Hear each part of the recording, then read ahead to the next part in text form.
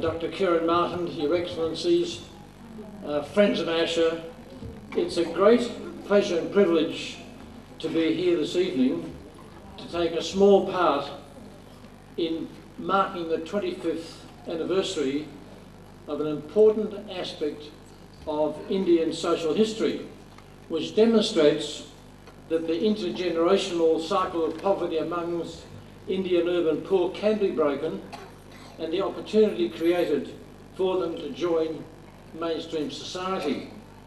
I join all here and elsewhere in congratulating and paying my respects to Kieran Martin for bringing all this about and working so hard for 25 years to achieve this. Her achievements have been in large part addressed over the years and we all know about them, but in essence Kieran's work, I think, parallels the biblical story of the Good Samaritan. She never passed by those who need help. I've been asked to speak briefly on my association with Kieran. It's a great pleasure to do so. I first met Kieran Martin by chance some 6 or 7 or maybe more years ago when I was Chancellor of the University of Melbourne. In that capacity I attended a dinner that was given in her honour by the Nosler Institute of Global Health that does a lot of work in India, particularly in northern India. I recall that Kieran's response to that toast was riveting as she spoke of the work of Asha, its history and its aspiration. Unsurprisingly, her speech resonated with the guests, and during the course of it she projected, amongst others, her warmth of character, the sense of values, her sense of humour, and of course her very infectious enthusiasm, which has not abated for the last 25 years. Like others, I was taken by Kieran's work with Asha and saw her thereafter from time to time in Australia and in India.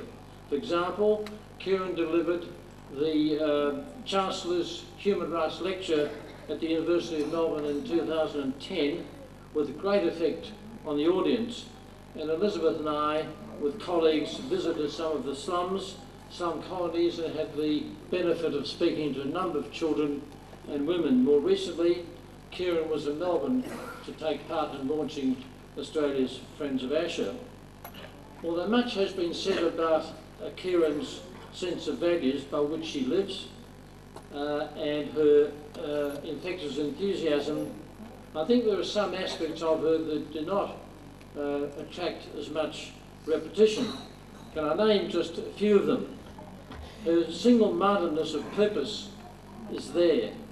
She's unwavering in her determination to bring about the changes which she pursues. She is, in fact, a human dynamo. Her incredible organisation skills, I think, could be used for a management course at Harvard Business School. And of course her can-do attitude is stunning.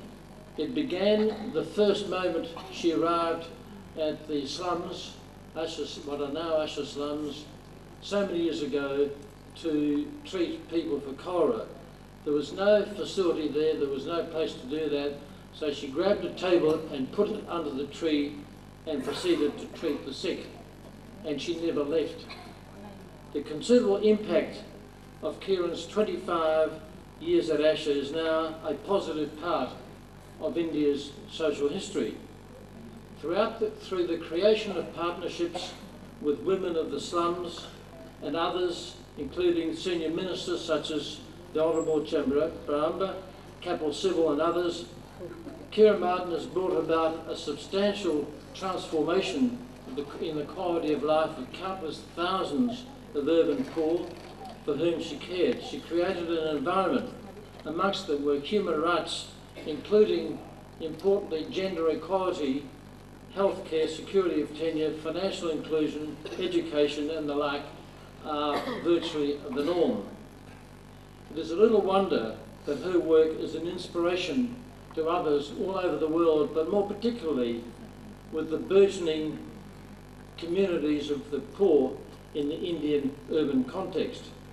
I consider myself very fortunate to know Kieran Martin. I congratulate her and Asha on the 25th birthday, and I wish them all the best for the future. Thank you.